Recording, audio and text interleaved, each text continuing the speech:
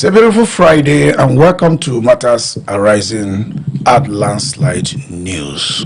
Hello, guys. Happy weekend. Hey, happy weekend. Wishing you the very best of the weekend. Amen. And you too. Malam, are you going to mosque today or your? Well, let's be done 7 minutes in Nigeria. Malam without mosque. Interesting. Right. So, Eli, I don't know how you are from Kogi State. I don't know. Are you among those rejoicing for the appointment of of INEC Chairman? The person of Professor Joash Amupitan, coming to lead INEC at this time that people are saying he doesn't have to be professor, because even though all the last professors, we've not really seen any difference. Are you rejoicing? Are you among those rejoicing? Yes, my take is in two ways. I'm rejoicing because yes, a man from my state for the first time will eventually become an INEC chairman. I'm rejoicing because even though professors have really disappointed us in terms of declaration when it comes to our elections, allowing INEC to shortlist Nigerians' interests and whatever, but this is a professor of law and is a senior advocate of Nigeria. And some senior advocates from the same Kogi state, like Okutepa, had spoken seriously against some government policies and state government and federal government policies, and have spoken without fear or favor, standing like upright, in terms of defense of justice. So I'm happy because of that, and I'm hoping, based on his record, what I've read about him, I'm hoping that he will take over this leadership and do what is supposed to be done, not favoring a group of persons because he was either recommended, nominated, or approved. I'm talking of times of presidency, the Senate, and whatever. I am hoping. But I'm a bit not very happy in one aspect, because we feel, we have spoken about it severally, that one of the major problems we think we'll be having with INEC is the fact that an INEC chairman appointed by a sitting president, not by merit or recommendation by Nigerians, not by election, in one way or the other will always want to pay back favor to whomever give them such appointment. So I am not very happy, because our expectation is that the presidency would have given Nigerians the opportunity of giving us at least maybe 10 to 20 names, for public debate, because we still have the time, public debate here and there, and then for people to bring up, reasons why they want this, they wouldn't want this, they want this, they wouldn't want that. By the end of the day, have to line down the numbers to maybe 3, and allow maybe public opinion and then maybe an election somehow. One thing is that power play, whatever you are authorized to do, you want to do it yourself. You don't want to relinquish the power to the people. Even the power that the people have, they are taking it, let alone asking you to nominate contribute in nominating INEC chairman. I hope we get to points like that someday, where there will be a public poll. The president say, I intend nominating 10 people, any of this is qualified, let the people have opinion poll or something. I just hope we get there, but I doubt if that is coming anytime soon.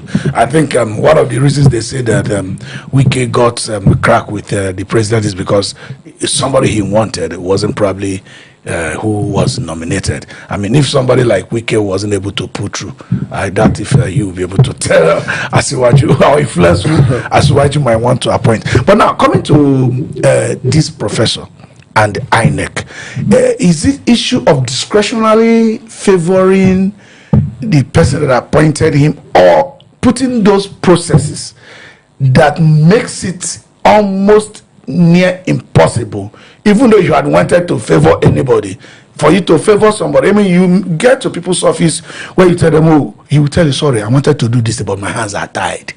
Can we tie the hands of the INEC professor by putting in such processes that even though they wanted to shake it, it becomes difficult, either through integration of the law and technology?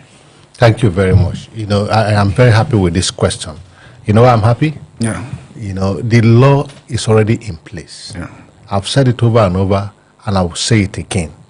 It is the person that came to man that place that will determine whether the law works or not. No, I've said it before that the implementers of the law are the problem, not the law we have in this country. People clamor, let's do a reformation of INEC is well reformed.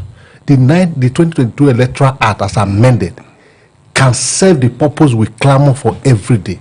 So that's why I'm a little bit, happy, because from the track record of Amupitan, for what I've read about him and what I know about him, is a man that's upright. We know office do change people. Yeah. But we do hope that Amupitan will be himself, irrespective of who nominated him and bring him into office. Because the problem we have always had, it is not the law. It is because if you are not qualified in the first place, you won't be given the opportunity to serve. Yeah. First of all, Amupitan should see himself as a Nigerian who is qualified to midwife the INEC to give Nigeria the true leadership that will bet good governance. Once he can get this clear in his head, then he had a clear road, a map road to follow. But if he goes the other way around, that I must do the bidding of my master, because whether you like it or not, his name came from somewhere. So if he go with that mentality that they usually go with, because it is on record that we are saying Professor Mahmoud didn't just come from the air. It is on record that Tinubu influenced his appointment. And don't forget, at the time Mahmoud was appointed, if you take your mind back, Mahmoud was being haunted by financial institution. I think he had one office there, and he came from Ted Fund. Yes, it was being pinched of misappropriating, funds allocated to Ted Fund. But those were the things they used to cage him to do their bidding. I'm happy because we had no such thing on Amupitan other than he was nominated by the sitting president, which the law required. You see, the law is, our laws are good. I will say it anytime, any day. The law had made the process very transparent. The president will nominate a candidate for the office of the INEC Chairmanship and be clear or approved by the Council of State, which comprises of supposedly men of integrity, former head of state, former chief justice of the federation, and the like.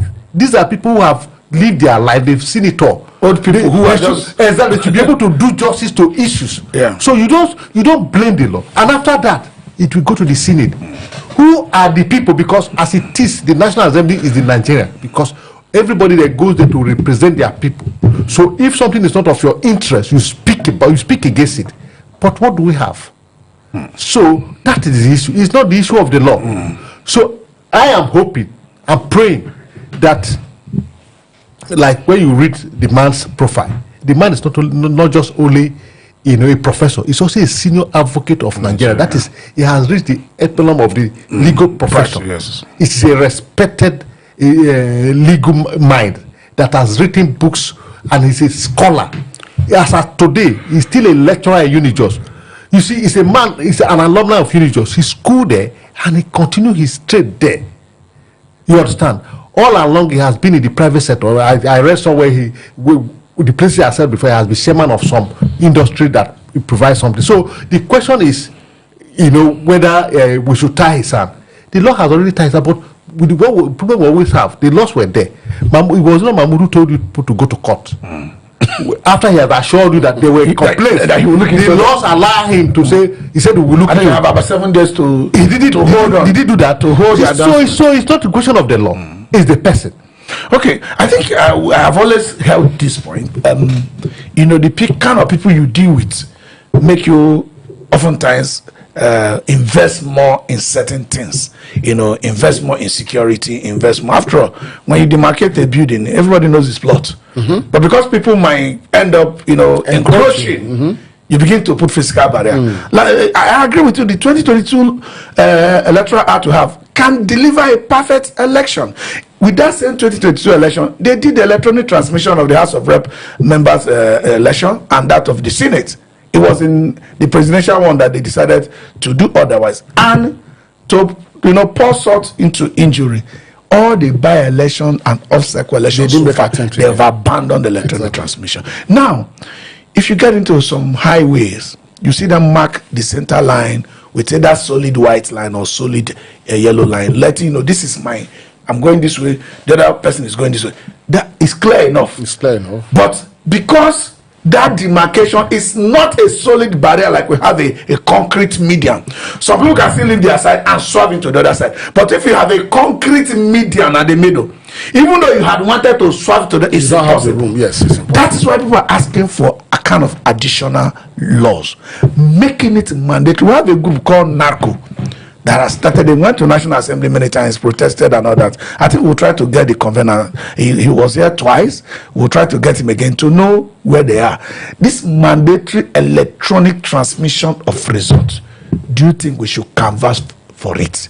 Basically, we have to canvass for it. We've been canvassing for it, and it's been there. I think it was a deliberate approach by the last leadership of INEC, because they want to compromise Nigerians' elections, and that is why it never worked. You just mentioned it. They've made attempt.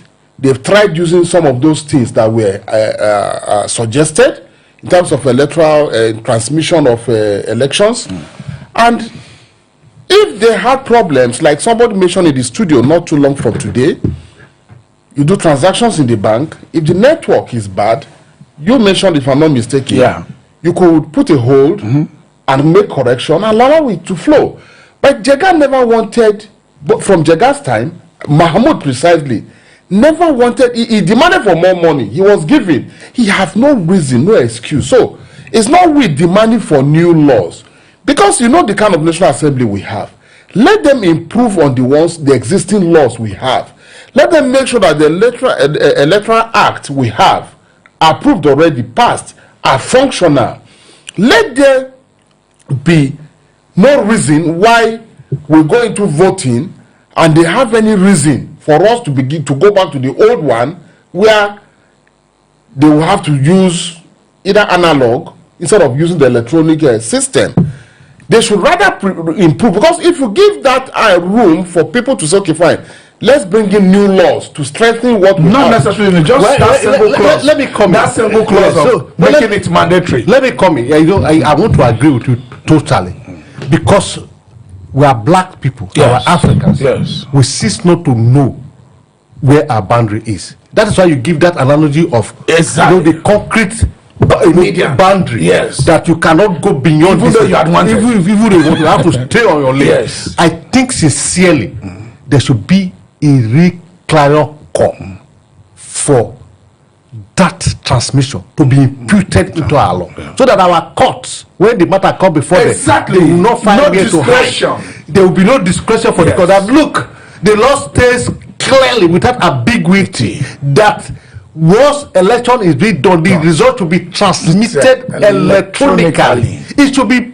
imputed and allowed. If that's the only amendment they will make, this amendment is not necessarily yes, we are not asking for new law. I think I want to agree with you. I think that's where we are. I think that's what Jonathan and Obi, they said it yesterday. Yes. Because they give 5 key, reason that INEC need to follow for the 2027 election to be transparent and to give us the right. If you remember, it's one of the things they mentioned. If you remember, before Jonathan came, if government want to pay you before for salary, for his checks, Jonathan brought in electronic payment, and it's working. Before, people used to collect 5 checks for one thing. Yes, collect 5 checks for one thing. But now it's electronic payment. So if you receive it, it's there. It's gone.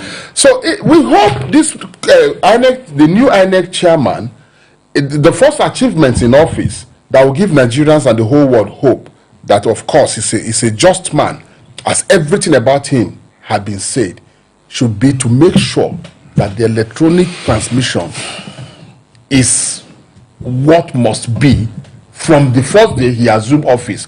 Any by-election we have before the general election, and then you should put every machinery in place to make sure that the next general election that come 2027 will be done electronically as you are voting, is showing, is counting, so that we don't have where professors will have to collect election results and then go to announce, and there will be accusation here and there of changing here and there.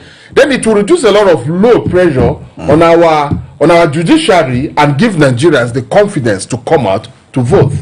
I hope he does that. I think the person of Professor Ojo Amupitan, from his records, is one of those few persons who spoke vehemently against the immunity the presidency. Yes, I wanted to read that was several years ago. Enjoying, and he had not changed his stand. So that is, although office do change Nigerians, because we have seen from the record those who were seen as an activist, who were clamoring for the people's right, who are clamoring for the pains the people were going through. When they are given an offices, they change. We see different persons. So we do hope that Amupitan will not be one of those persons. It should remain himself, and so also remain on that upright position to speak for the masses.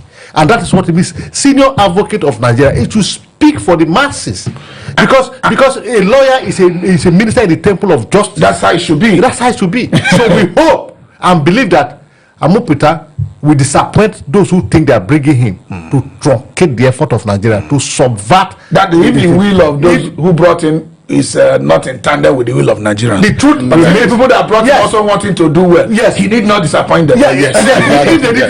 I agree with you. Yes. But if the people think otherwise, it's once you are sworn in, you have the power. Exactly. If you see, there are two things Amupitan can do for Nigeria. If he feel he cannot do the people's bidding and he cannot do what the law says, the first thing he should do is to throw it or to resign and let the whole world know why he's resigning. Simple. So we will now know that these people have authority. I've always been an advocate of this, rather than when you are not finished serving, you come and launch a book. So tell us how you were prevented from giving him assignment. So you are going in there because we trust you. We believe in you. When you get there, follow the law. You are an advocate of the law. You are a senior advocate of the law. So uphold the tenets of the law. And if by one reason or the other you are being deprived to uphold the rules of law, I advise you and encourage you to resign and let the world know why you are resigning, because you were not allowed to do your work the way the laws allows it. Then we will trust you. All right, let's move a little bit to how time flies. Honorable Farouk Lawan. Popular Farouk. The popular Farouk that had the chairman of subsidy. This subsidy has been with Nigeria for a very long time. Education to subsidy. So it was a subsidy, it was exposed. So this subsidy has been with Nigeria for a very long time. Who attempted asking Mr. Otadola, a very famous businessman, a rich billionaire, to give him bribe for certain things, which Otadola claimed he wasn't even among the subsidy scam or whatever, and he ended up, we use the word set up, he ended up asking for a bribe, and it was recorded and was presented to the public, and at the end of the day, I think it ended up leading to his prosecution, and he was found guilty.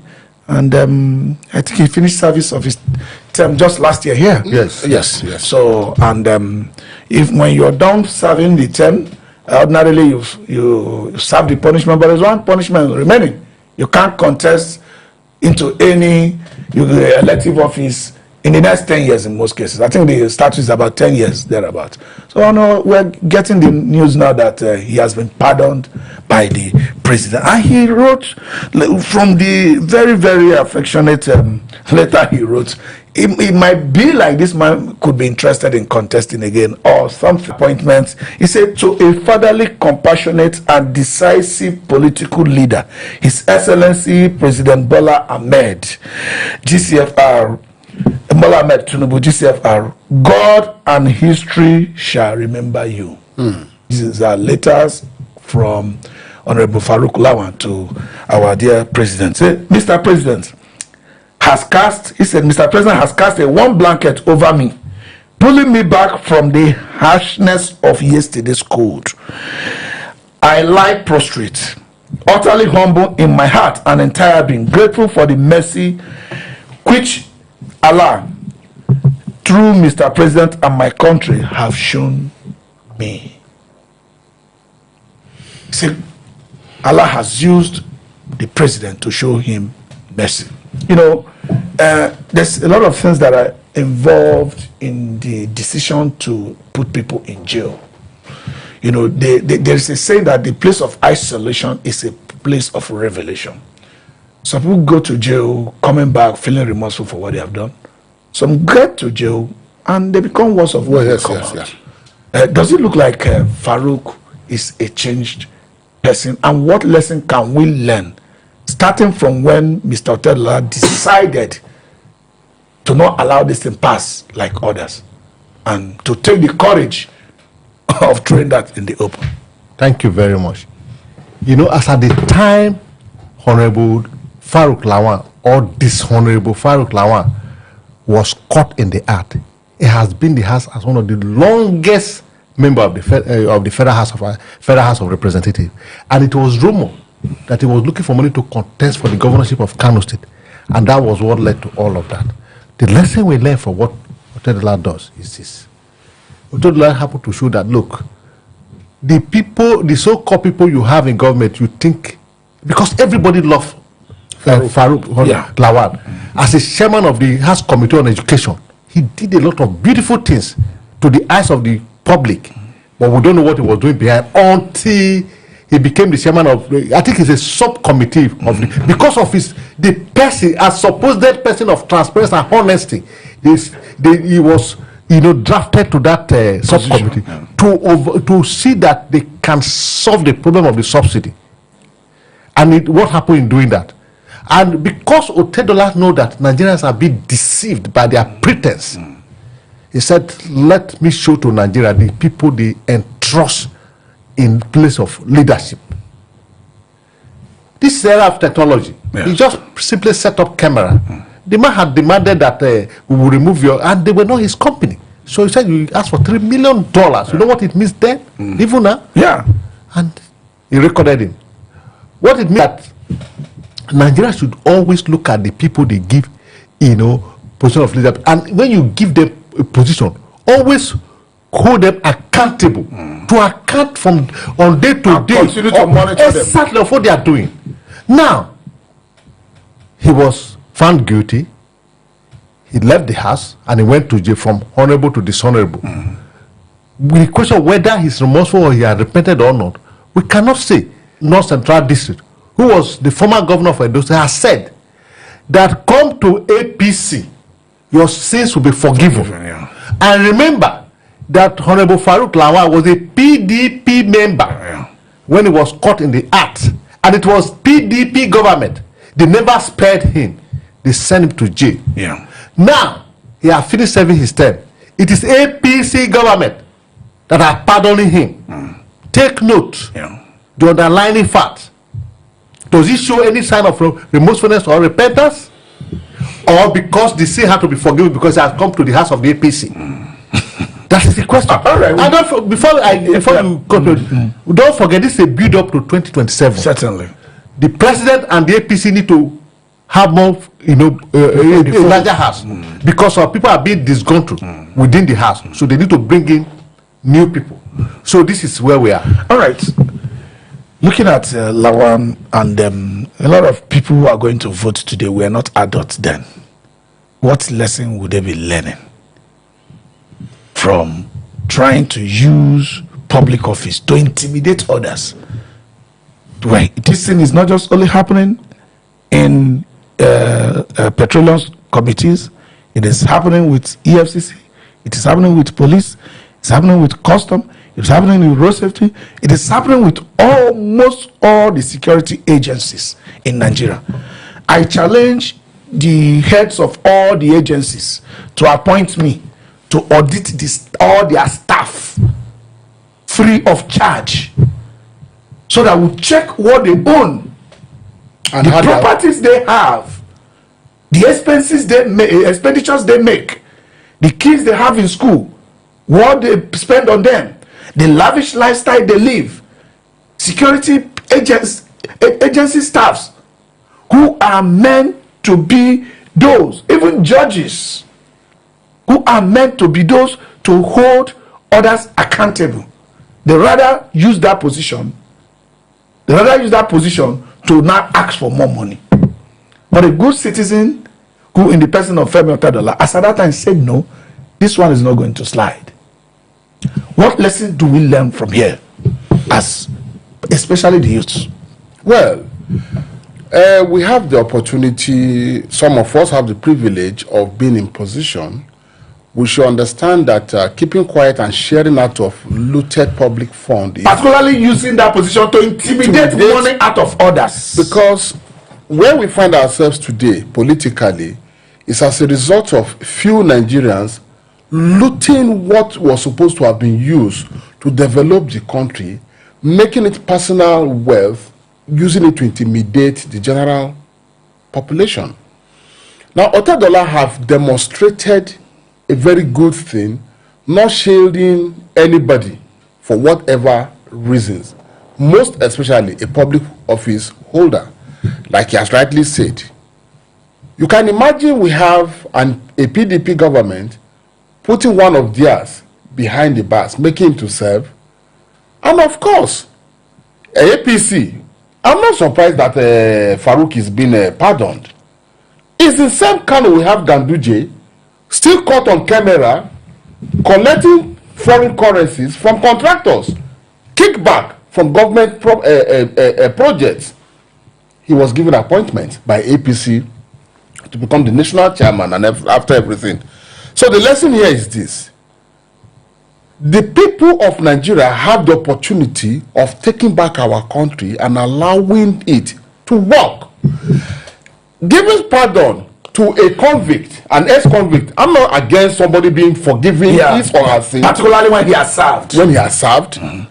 And now he didn't even come out to start saying he was unjustly, incarcerated. Now the question here is this: did Mr. President, our leaders of today, of what importance is the pardoning of these men to our cry in terms of development, security, and so many other things? I think it's a time for us to reflect. Let's look at decisions of government and the interest of Nigerians before the government, the people in offices, and know if these people's interest is our interest, or try to pardon people who will influence. Because Farouk is a politician, a known politician from Kano, from within the north. He's so appreciative today of what Mr. President and God have done for him. What does that mean? It means to every extent he's going to put in everything he has to see that this government succeed come 2027. Is it to our interest? So the question here is this: Nigerians should evaluate our leaders. Let's use the opportunities we have if we're ever given. If you find out you have evidence against anybody in public office embezzling public fund, bring it forward. Let's make sure that by the time they know that they are no longer sure of where they are, that anybody can expose whatever they're doing to the country at any time, they'll be more careful how they go about. I think one of these days we are going to take the issues of kickbacks, because I've always told them that kickbacks is the the bedrock of destroying all the public, all the people serving the public, all the people providing services to government agencies. Kickback is the engine room that needs to be sanitized. They can follow the procurement procedures, they can follow every procedures, but the people carrying out the services are more of their servants. They are mere servants. Because at the end of the day, a lot of them, not all, certainly there's nothing where you have everything. Even as we are talking about EFCC, custom, there are those doing their job diligently, and they also don't witch hunt you. And those, even when they want to forgive you and do not think this is necessary to take you to court, they're not going to ask for money. They're just going to weigh it. Oh, you do this, you're a businessman, you are contributing to the society this way. It pays us better to have you continue your business rather than throw you into the jail because your employment you provide for the societies. Those are the grounds where any public officer can decide, oh, do I charge you or not charge you? Or a young boy who is a medical student in a University of Lagos or something, instead of throwing him in jail and damaging his future. I mean, there are other ways to do a few. It's understandable not charging people. It's understandable forgiving people. But when somebody uses the position, subsidy was meant to help the entire nation. Then you want to demand $3 million out of it. I don't think that was by an adult, not a child. I think that was a deliberate act against the nation. Now, do you think because it's Kano, do you think the president is trying to woo sentiment? You know, Kano, when it comes to vote, you know what Kano can do. Yes. Do you think it's part of it? Yes, it's part of it, but I will come to it. But I want to go back to the question you asked before. Okay. What does it mean to Nigeria when people in offices, police, the EFCC, the custom and all that, use it to intimidate, the public?